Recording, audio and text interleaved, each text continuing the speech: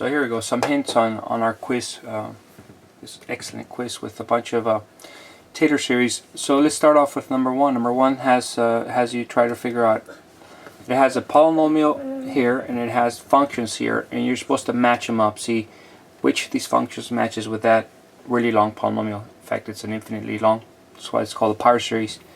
So to do the matchup here, we can either use our definition where we derived every single constant using this excellent formula for the ANs, or you can use tricks like the geometric series or other things. We've done this before. For example, the arctangent we've done before. I know that we've got our series here for arctangent.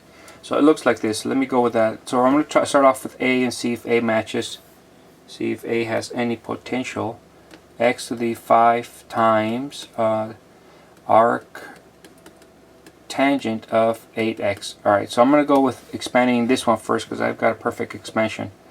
So I know that arc tangent of blah is equal to, under right conditions, blah minus blah to the third over 3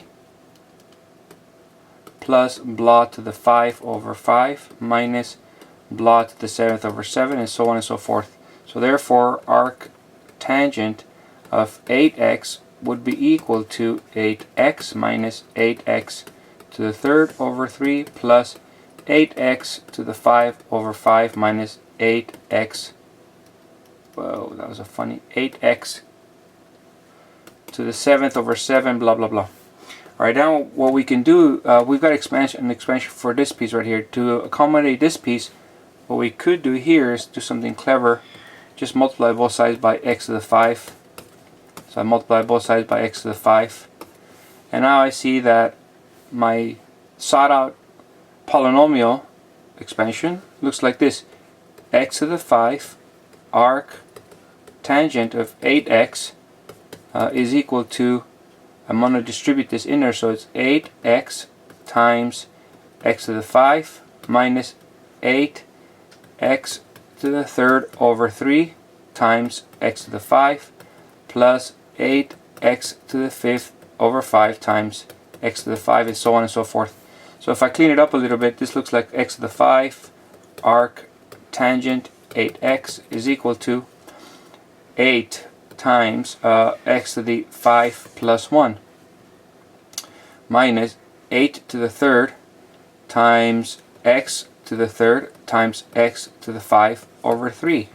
I'm just cleaning this stuff up, plus 8 to the 5 x to the 5 times x to the 5 over 5, and so on and so forth. Now the proposed solution here, let's see if it matches or not. The proposed solution was summation of -1 to the n as n goes from 0 to infinity, 8 to n plus 1 x to the 2n plus 6 all over 2n plus 1. Let's see if that checks out. So I'm going to plug in n equals 0 here everywhere. So I would get -1 to the 0. I get 8 to the 0 plus 1. That would be 8. X to the 6, I would get there, and I would get a 1 on the bottom. Next I would go with n is equal to 1. So I'm plugging n equals 1 into my formula here. N is equal to 1 gives me a minus. It gives me 8 to the 3. It gives me x to the 8. And it gives me 3 on the bottom. I go with n is equal to 2. This gives me positive.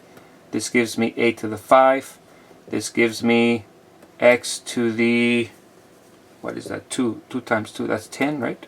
And then this is hard math, man. This is 2 over here, that's 5, and so on and so forth. Now I try to match the polynomial they propose and the polynomial expansion that we have. Do they match? I don't know. Let me see. The first one was 8x to the 6, perfect. Next one was minus 8 to the third, 8 to the third, 3x. Yeah, I think we've got a nice match here. Winner, winner, chicken dinner.